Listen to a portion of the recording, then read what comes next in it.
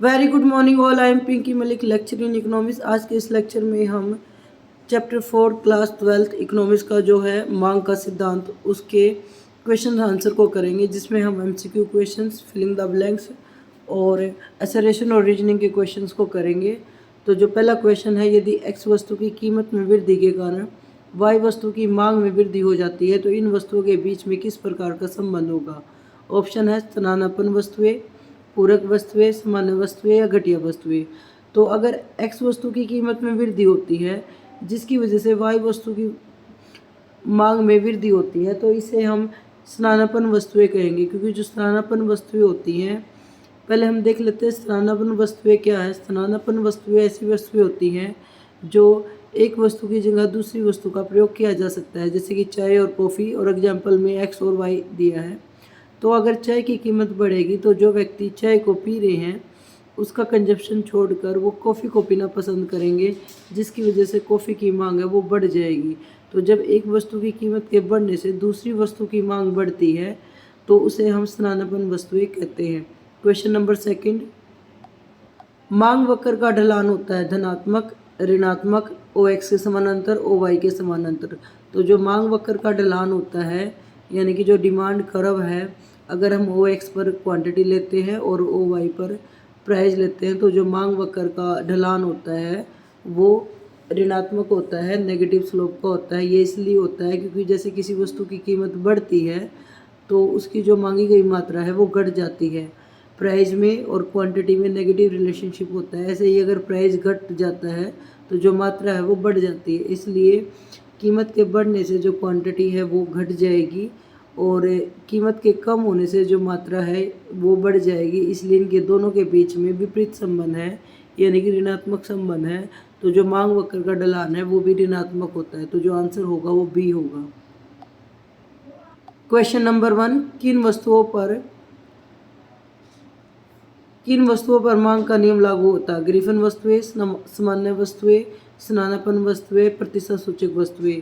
तो मांग का नियम लागू सामान्य वस्तुओं पर होता है, जबकि जो प्रतिशत सूचक वस्तुएं हैं, स्थानापन्न वस्तुएं हैं और ग्रिफिन वस्तुएं हैं, उन पर मांग का नियम लागू नहीं होता। हमने पहले क्वेश्चन में भी करा था, जो स्थानापन्न वस्तुएं हैं जैसे चाय और कॉफ़ी, तो उनमें पॉजिटिव रिलेशनशिप होता है। ग्रिफिन वस्तुओं में भी पॉजिटिव रिलेशनशिप होता है। जो प्रतिशत सूचक वस्तुएं होती हैं उनमें भी पॉजिटिव रिलेशनशिप होता है, यानी कि जैसे जैसे उनका प्राइस बढ़ता है तो उनकी मांग भी बढ़ती है। प्रतिशत सूचक वस्तुएं जैसे कि हीरा जवाहरात है, तो ये जो वस्तुएं हैं वो प्रतिसूचक वस्तुएं हैं, क्योंकि इससे सोसाइटी में एक से सिंबल मिलता है। तो ये दिखावे के लिए होती है, शो ऑफ के लिए होती है। तो इनकी कीमत जितनी अधिक होगी उपभोक्ता इन वस्तुओं को उतना ही खरीदेंगे। तो जो सही आंसर होगा वो बी होगा, सामान्य वस्तुएं। सामान्य वस्तुओं पर मांग का नियम लागू होता है। क्वेश्चन नंबर 4, घटिया या निम्न कोटि वस्तुएं होती हैं जिनकी मांग आय के बढ़ने से घटती है, मांग आय के कम होने से बढ़ती है, मांग पर आय के परिवर्तन का कोई प्रभाव नहीं पड़ता, दोनों ए और बी। तो जो घटिया वस्तु होती है, निम्न कोटि की वस्तुएं होती है, वो ऐसी वस्तु होती है जिनका आय प्रभाव होता है वो ऋणात्मक होता है। यानी कि अगर आय बढ़ेगी उपभोक्ता की तो उन वस्तुओं की मांग कम होगी, अगर आय कम होगी तो उपभोक्ता उन वस्तुओं की मांग अधिक करेगा। यानी कि अगर गरीब व्यक्ति है तो उन वस्तुओं की मांग ज़्यादा करेगा, लेकिन जैसे उसकी आय बढ़ेगी तो उन वस्तुओं की मांग कम कर देगा। तो उनको हम घटिया निम्न कोटि वस्तुएं बोलते हैं। तो जो ए ऑप्शन है कि आय के बढ़ने से घटती है, जैसे ही उपभोक्ता की आय बढ़ेगी तो उनकी मांग घट जाएगी, ये भी सही है। मांग आय के कम होने से, जब उपभोक्ता की आय कम होती है तो उनकी जो मांग है वो बढ़ जाती है। तो ये दोनों ही सही हैं। तो जो आंसर होगा वो डी होगा, ए और बी दोनों। क्वेश्चन नंबर 5, मांग वक्र के खिसकाव का क्या अर्थ है। जो मांग वक्र का खिसकाव है, यानी कि शिफ्टिंग ऑफ डिमांड कर्व है, वो क्या होती है। डिमांड कर्व है वो कब शिफ्ट होता है, तो जब डिमांड कर्व शिफ्ट होता है वो अन्य तत्वों की वजह से होता है। जो डिमांड कर्व है वो दाईं तरफ या बाईं तरफ शिफ्ट हो सकता है। अगर वो दाईं तरफ शिफ्ट हो रहा है तो इसका मतलब मांग में वृद्धि हो रही है। अगर वो बाईं तरफ शिफ्ट हो रहा है तो इसका मतलब मांग में कमी हो रही है। तो जो शिफ्टिंग होती है मांग वक्र की, वो कीमत के अलावा अन्य तत्वों की वजह से होती है। अन्य जो बातें हैं, जैसे अन्य वस्तुओं की कीमत है, उपभोक्ता की आय है, भविष्य की संभावनाएं हैं। तो इन फैक्टर्स की वजह से जब मांग में चेंज होता है तो उसे मांग वक्र का खिसकाव कहते हैं। तो ऑप्शन इन्होंने दे रखे हैं, कीमत में वृद्धि के कारण मांग में कमी, जो कि गलत है। कीमत में कमी के कारण मांग में वृद्धि, ये भी गलत है, क्योंकि कीमत के प्रभाव को हम नहीं देखते मांग वक्र के खिसकाव में। थर्ड जो ऑप्शन है, कीमत में परिवर्तन के बिना मांग में परिवर्तन, ये सही है। कीमत के परिवर्तन के बिना जब मांग में परिवर्तन होता है तो उसे मांग वक्र का खिसकाव कहते हैं। तो जो सी आंसर होगा वो सही होगा। क्वेश्चन नंबर 6, मांग में कमी कब होती है या मांग में कमी का कारण है? वस्तु की कीमत में वृद्धि, उपभोक्ता की आय में वृद्धि, वस्तु की कीमत में कमी, उपभोक्ता की आय में कमी। तो अभी हमने करा था जब मांग में कमी या मांग में वृद्धि होती है वो कीमत के अलावा अन्य जो फैक्टर होते हैं उनकी वजह से होती है। तो इसलिए सी ऑप्शन तो बिल्कुल नहीं होगा कीमत की वजह से। वस्तु की कीमत में वृद्धि, ये भी नहीं होगा, क्योंकि कीमत को हम काउंट ही नहीं करते हैं जब हम मांग में वृद्धि और मांग में कमी की बात करते हैं। उपभोक्ता की आय में वृद्धि, तो जैसे उपभोक्ता की आय में वृद्धि होती है तो वस्तु की मांग में वृद्धि होती है, ना कि कमी में। सामान्य अगर वस्तु है तो जो बी ऑप्शन होगा वो भी गलत होगा। उपभोक्ता की आय में जब कमी होती है तो सामान्य वस्तु की सिचुएशन में उस वस्तु की मांग में भी कमी हो जाती है, इसलिए जो आंसर होगा वो डी सही होगा। क्वेश्चन नंबर 7, निम्न में से कौन सा प्रतिस्थापन वस्तुओं का उदाहरण है? पेन और स्याही, कार और पेट्रोल, पेप्सी कोला और कोका कोला, इनमें से कोई नहीं। तो जो पेन और स्याही हैं वो पूरक वस्तुएं हैं, कार और पेट्रोल है वो भी पूरक वस्तुएं हैं, जबकि पेप्सी कोला और कोका कोला है वो प्रतिस्थापन वस्तुएं। प्रतिस्थापन वस्तुएं या स्नानापन वस्तुएं या सब्स्टिट्यूट गुड्स, ये दोनों सेम ही होती है। कई बार स्नानापन वस्तुएं बोला जाता है और कई बार प्रतिस्थापन। तो प्रतिस्थापन वस्तुएं भी वही होती हैं जो एक वस्तु की जगह दूसरी वस्तु का प्रयोग किया जा सकता है। तो पेप्सी कोला की जगह कोका कोला का प्रयोग किया जा सकता है, इसलिए इसे हम प्रतिस्थापन वस्तुएं कहते हैं। तो जो आंसर होगा वो सी सही होगा। क्वेश्चन नंबर 8, ग्रिफिन के विरोधाभास से क्या अभिप्राय है? तो ग्रिफिन विरोधाभास से अभिप्राय है कि मांग का नियम लागू नहीं होता, और मांग का नियम लागू होने का अभिप्राय है कि जो डिमांड करा हुआ है वो नेगेटिव स्लोप का होता है। किसी वस्तु की कीमत अगर बढ़ेगी तो उसकी मात्रा कम होगी, ऐसे ही अगर किसी वस्तु की कीमत कम होगी तो उसकी मात्रा बढ़ेगी। तो कीमत अगर बढ़ रही है तो उसकी मात्रा हम कम यूज़ कर रहे हैं, यानी कि जो डिमांड है वो घट जाएगी, लेकिन अगर प्राइस कम होगा तो उसकी मात्रा का हम ज़्यादा प्रयोग करेंगे। इन्वर्स रिलेशनशिप है, उसे हम मांग का नियम कहते हैं। लेकिन विरोधाभास से अभिप्राय है कि वहाँ मांग का नियम लागू नहीं होगा, यानी कि जो मांग वक्र है वो धनात्मक स्लोप का होगा। धनात्मक स्लोप होने का अभिप्राय है कि जैसे किसी वस्तु की कीमत बढ़ेगी तो उसकी जो मात्रा है यानी कि मांग है वो भी बढ़ेगी। किसी वस्तु की कीमत में और उसकी मात्रा में पॉजिटिव रिलेशनशिप है। जैसे ही किसी वस्तु की कीमत बढ़ेगी तो वो मात्रा भी बढ़ेगी, और प्राइस कम होने से उसकी मात्रा कम हो जाएगी। तो उसे ग्रिफिन विरोधाभास कहते हैं। ऑप्शन इन्होंने दे रखे हैं, मांग वक्र का धनात्मक ढलान, मांग वक्र का ऋणात्मक ढलान, मांग वक्र का ओ एक्स के समानांतर, मांग वक्र का ओ वाई के समानांतर। तो जो सही आंसर होगा वो ए होगा, मांग वक्र का धनात्मक ढलान। ग्रिफिन विरोधाभास बताता है कि जो मांग वक्र है वो पॉजिटिव स्लोप का होता है। क्वेश्चन नंबर 9, किन वस्तुओं का जो मांग वक्र है वो बाएं से दाएं, नीचे से ऊपर की तरफ होता है? तो अगर मांग वक्र है वो बाएं से दाएं यानी कि लेफ्ट टू राइट और नीचे से ऊपर है, इसका मतलब धनात्मक संबंध है। तो किन वस्तुओं में धनात्मक संबंध होता है? वो ग्रिफिन वस्तुओं में होता है। तो ग्रिफिन वस्तुओं पर मांग का नियम लागू नहीं होता है, इसलिए जो मांग वक्र है वो धनात्मक स्लोप का होता है। अभी हमने 8 क्वेश्चन में भी इसको किया है। ऑप्शन अदर गिवन है, स्नानापन्न वस्तुएं, पूरक वस्तुएं, सामान्य वस्तुएं, ग्रिफिन वस्तुएं। जबकि स्नानापन्न वस्तुएं हैं, जो सामान्य वस्तुएं हैं उन पर मांग का नियम लागू होता है, पूरक वस्तुएं हैं उन पर भी मांग का नियम लागू होता है। तो जो आंसर होगा, अभी हमने 8 क्वेश्चन में करा था ग्रिफिन विरोधाभास, वो डी होगा। ग्रिफिन पदार्थों पर मांग का नियम लागू नहीं होता है। क्वेश्चन नंबर 10, मांग में वृद्धि का कारण क्या है? पूरक वस्तु की कीमत में कमी, उपभोक्ता की आय में वृद्धि, प्रतिस्थापन वस्तु की कीमत में वृद्धि, उपरोक्त सभी। तो जो आंसर होगा वो डी होगा, उपरोक्त सभी। क्योंकि जैसे उपभोक्ता की आय में वृद्धि होगी तो जो मांग है वो बढ़ जाती है, तो इसलिए जब मांग में वृद्धि होगी, जो ए ऑप्शन है कि पूरक वस्तु की कीमत में कमी, जैसे कार और पेट्रोल है वो पूरक वस्तुएं होती हैं। अगर कार या पेट्रोल किसी एक की कीमत कम हो जाती है, ये मान लो कार की कीमत कम हो जाती है तो कार की भी मांग कम हो जाएगी और पेट्रोल की मांग भी कम हो जाएगी। अगर कार की कीमत कम होती है तो इन्होंने बोल रखा है कार की कीमत कम होगी, तो कार की कीमत कम होगी तो उपभोक्ता उस वस्तु की मांग को ज़्यादा करेगा, कार की डिमांड ज़्यादा होगी, जिससे जो पेट्रोल की मांग है वो भी बढ़ जाएगी। तो ए ऑप्शन में है वो भी सही है। सी है प्रतिस्थापन वस्तु की कीमत में कमी। तो प्रतिस्थापन वस्तु जैसे कि चाय और कॉफ़ी होती हैं। फर्स्ट जो क्वेश्चन था उसमें हमने करा था कि जैसे चाय की कीमत बढ़ेगी तो कॉफ़ी की मांग बढ़ जाएगी, तो सी ऑप्शन है वो भी सही है। इस तरह जो आंसर होगा वो डी होगा, उपरोक्त सभी।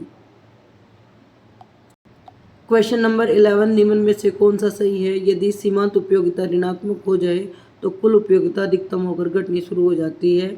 ये बिल्कुल सही है। यदि वस्तु की कीमत के घटने पर मांग बढ़ जाए तो उसे मांग में वृद्धि कहते हैं।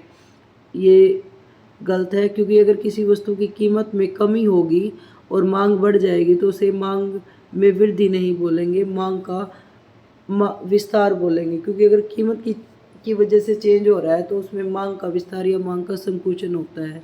तो जो बी ऑप्शन है वो गलत है। और पूछ रखा है निम्न में से कौन सा सही नहीं है, यानी कि कौन सा गलत है। तो जो बी है वो गलत है। अगर हम सी ऑप्शन देखें, ग्रीवन पदार्थों के लिए आय प्रभाव ऋणात्मक होता है, ये भी सही है। क्योंकि ग्रीफन वस्तुएं होती हैं वो निम्न कोटि वस्तुएं होती है, उन पर आय प्रभाव ऋणात्मक है।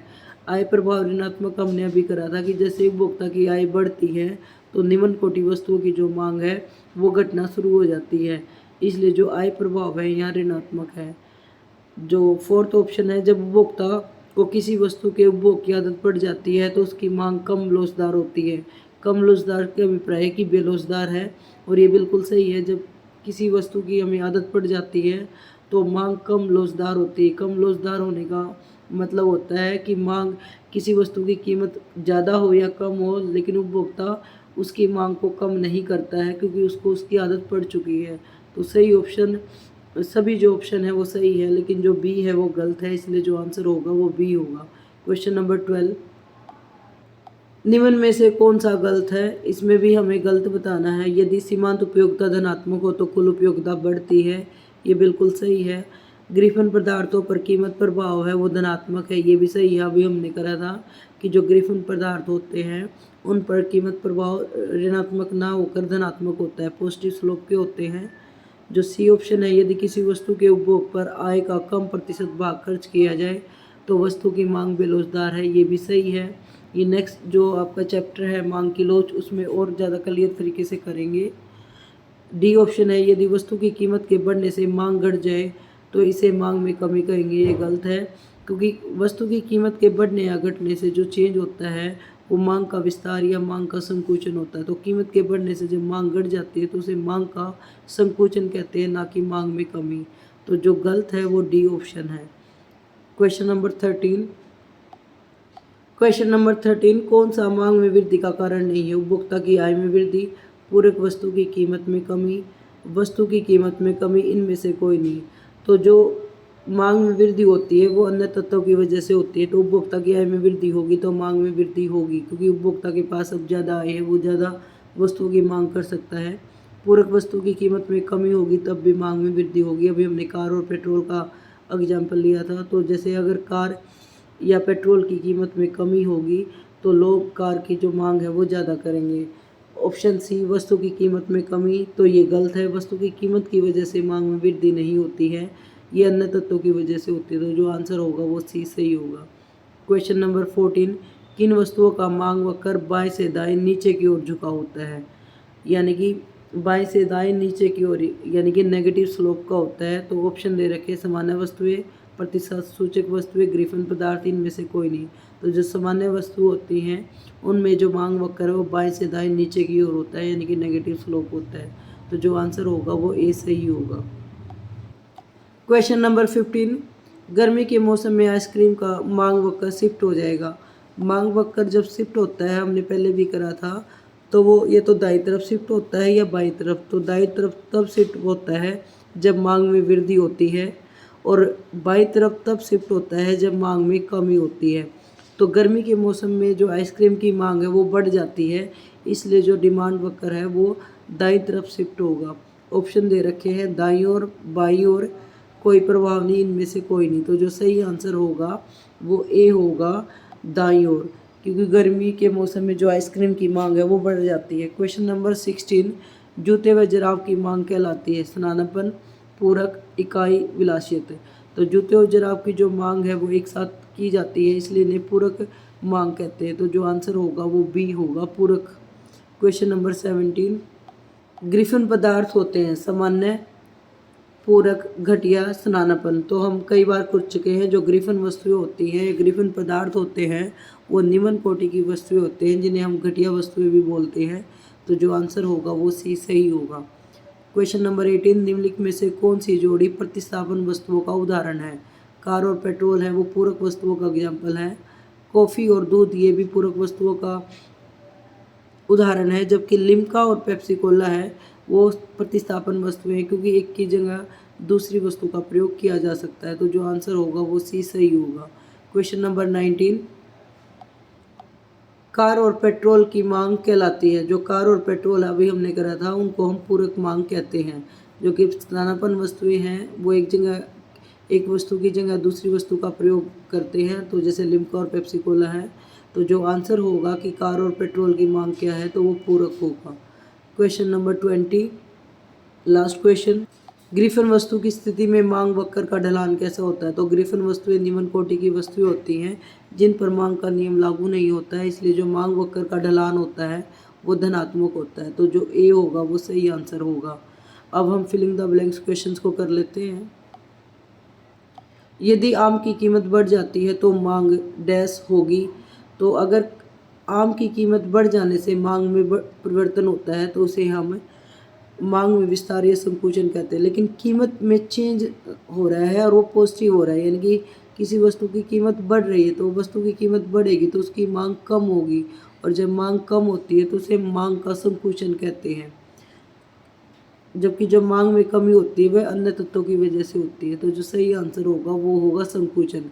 कीमत के बढ़ने से मांग है वो घट जाएगी, उसे हम मांग का संकुचन कहेंगे।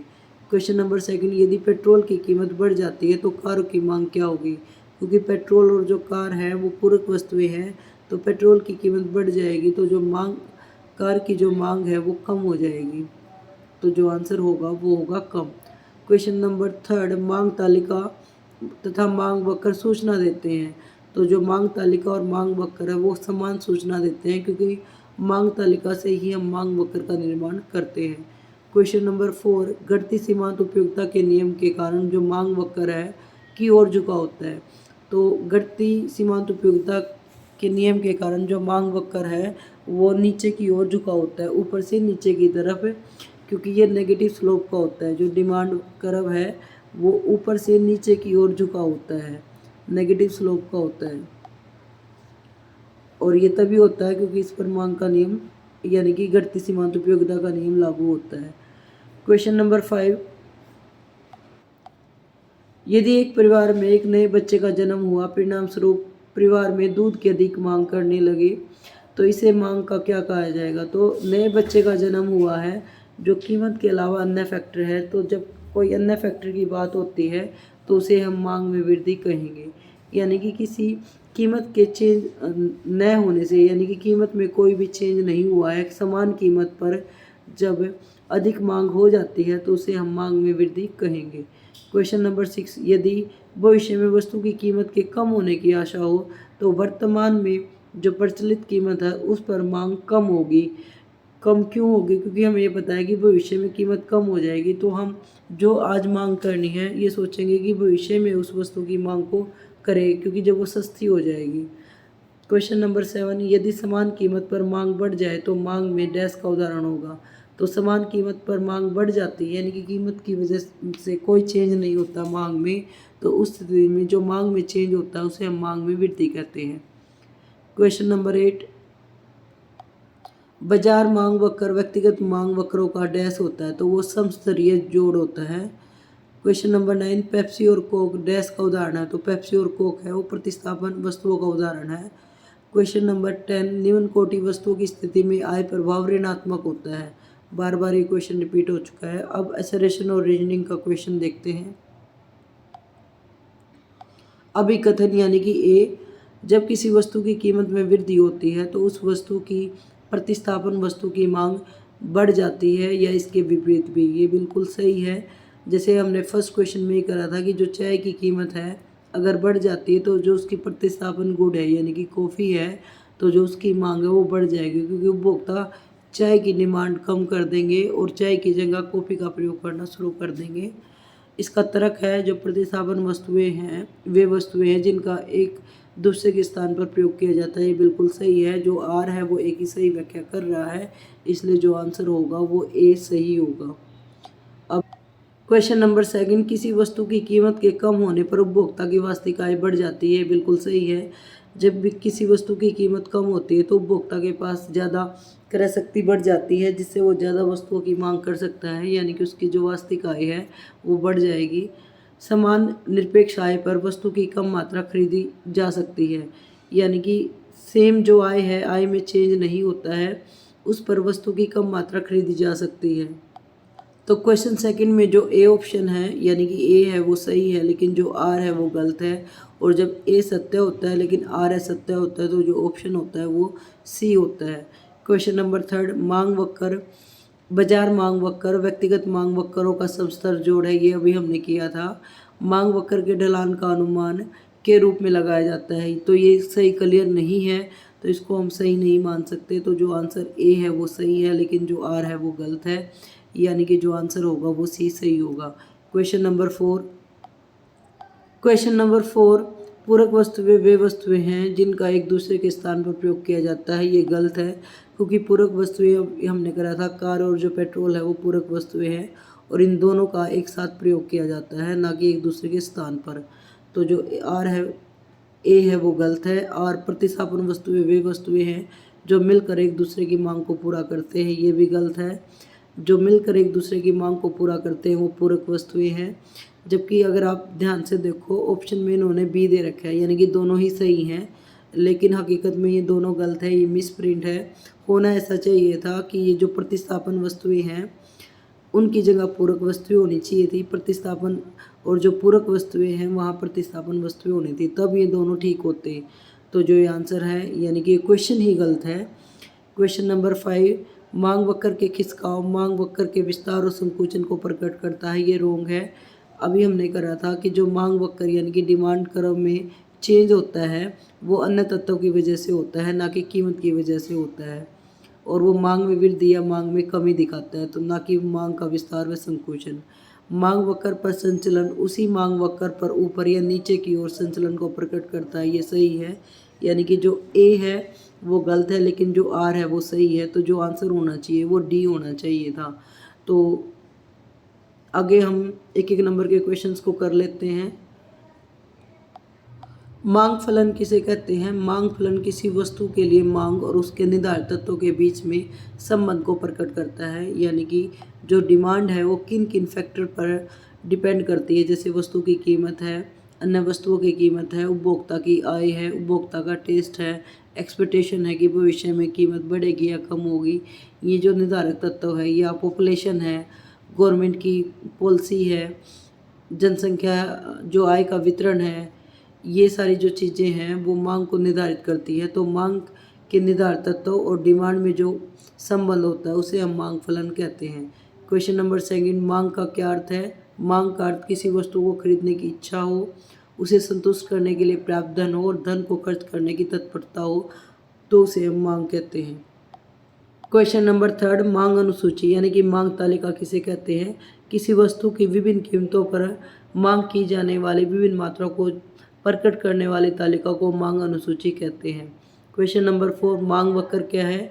मांग वक्र वस्तु की कीमत और मांग की मात्रा के संबंध का रेखाचित्र रूप से प्रस्तुतिकरण है, यानी कि जब हम मांग तालिका को रेखाचित्र के रूप में प्रस्तुत करते हैं तो वो मांग वक्र कहलाता है। तो मांग वक्र का जो ढलान होता है वो ऋणात्मक होता है। अब है सामान्य वस्तुएं क्या है, उनका उदाहरण दीजिए। सामान्य वस्तुएं उन्हें कहते हैं जिनकी मांग उपभोक्ता की आय के बढ़ने से बढ़ती है और घटने से घटती है। जैसे चावल है, गेहूँ है, तो उपभोक्ता की आय जैसे ही बढ़ेगी तो वो उन वस्तुओं की जो मांग है उनको ज़्यादा करना शुरू कर देगा। उपभोक्ता की आय कम होने पर उन वस्तुओं की जो डिमांड है वो कम हो जाएगी। यानी कि पॉजिटिव रिलेशनशिप होता है उपभोक्ता की आय में और वस्तुओं की मांग में। आगे निम्न कोटि वस्तुओं की परिभाषा दीजिए।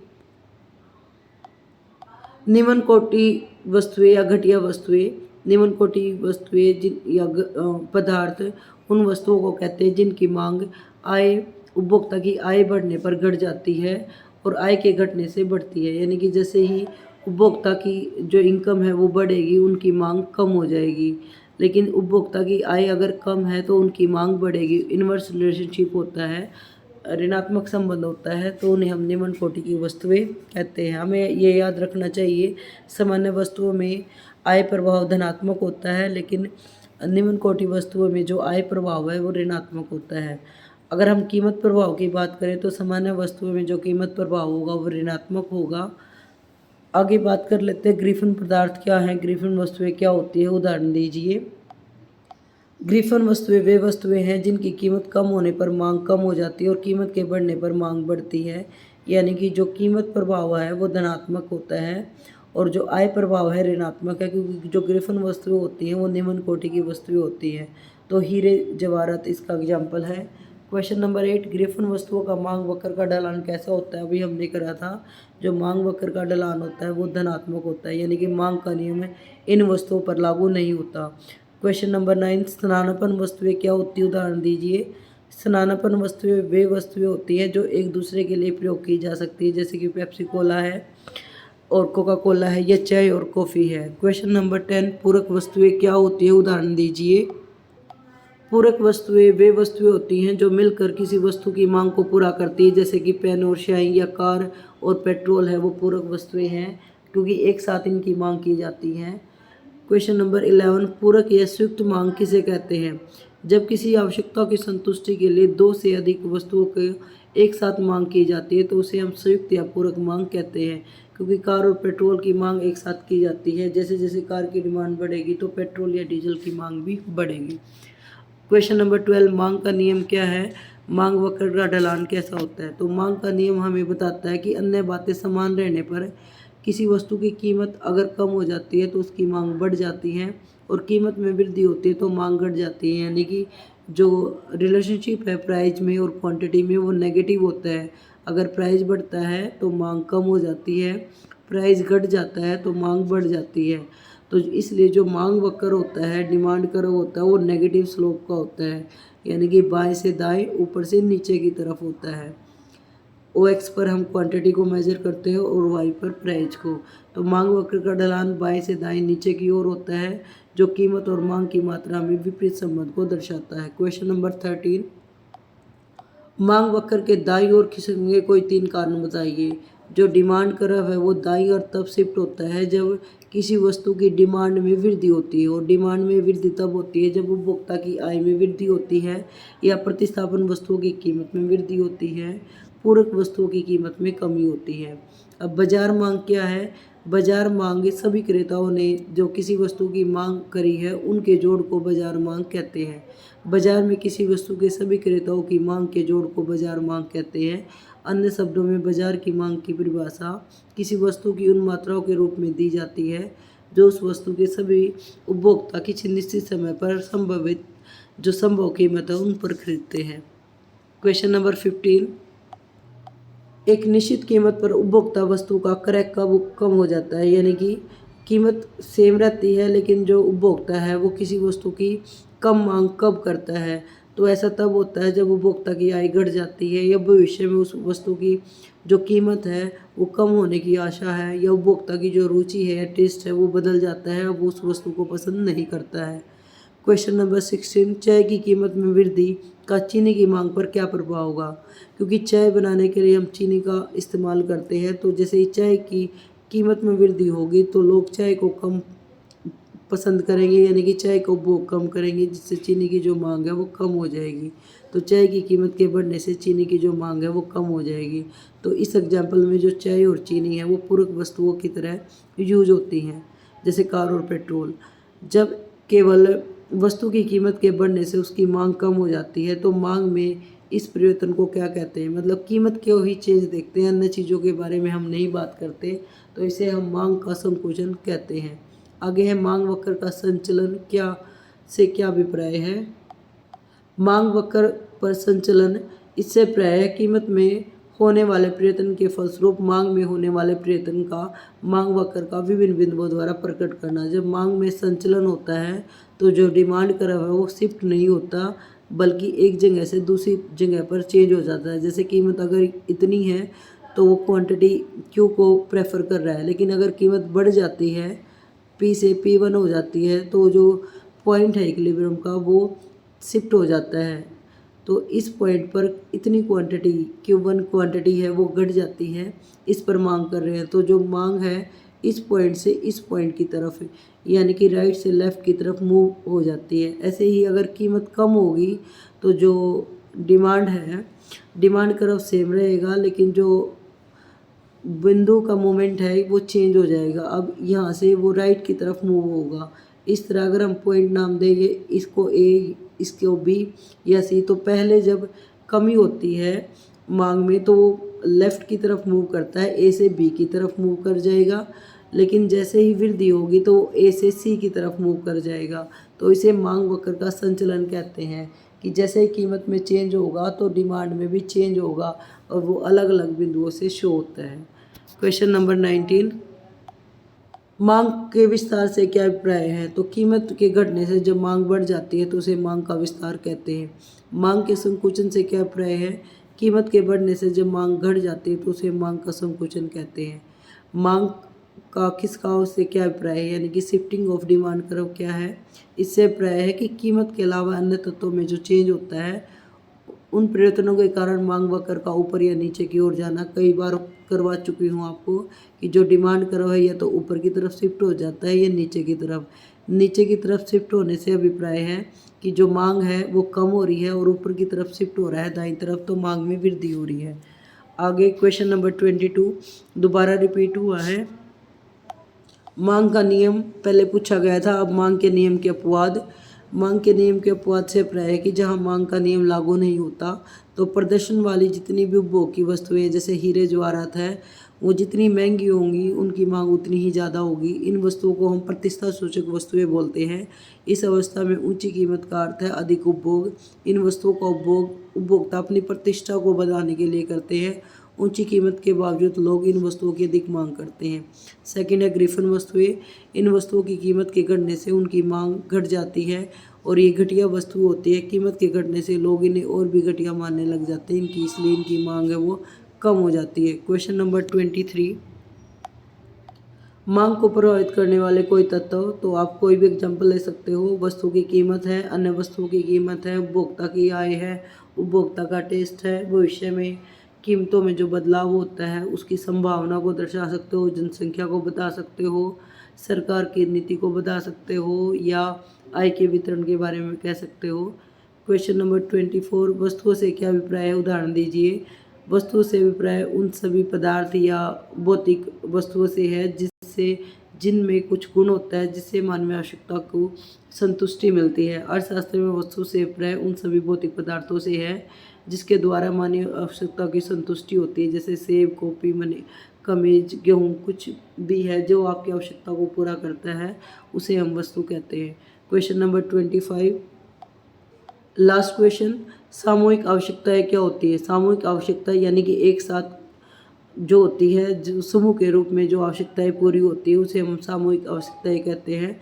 सामूहिक आवश्यकताओं से प्राय उन आवश्यकताओं से है जो एक समुदाय द्वारा की जाती है, जैसे कि पार्क है, रोशनी है, सड़कें है, विद्यालय है।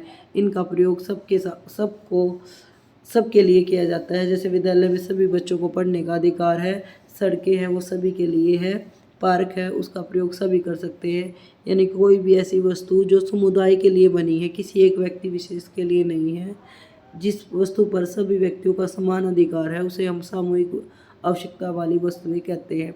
आज के लिए इतना ही, धन्यवाद। Thanks for watching.